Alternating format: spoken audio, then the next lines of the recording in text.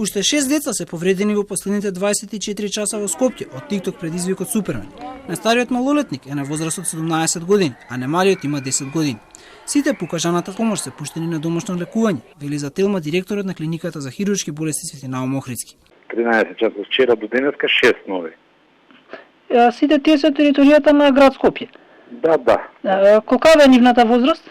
Па видете, од 10 до 17 денеска најстариот има 17 години.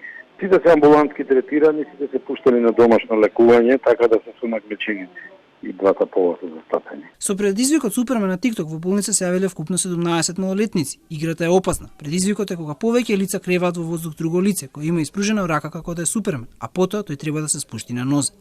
Колку ваквите настани се тренд во училиштата, одговори побаравме во средните училишта Никола Карев и Владо Тасевски во Скопје.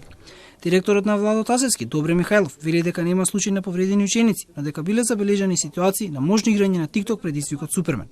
Како мерка на предпазливост, како директор, издадов насоки учениците по соодветниот протокол на одморите да не остануваат сами во училниците, а соодветните дежурни професори по ходниците да бидат поажурни и доколку видат група на ученици да реагираат со време. Истото се однесува и за во дворот. Исто и професорите кои не се дежурни да внимаваат на ваков случај и истите ученици да ги препратат до педагошко-психолошката служба. Директорот на гимназијата Никола Карев, Андреј Манолев, вели дека во школото немало такви случаи, а со учениците се вршат редовно обуки како превентивата не наседнуваат на вакви трендови.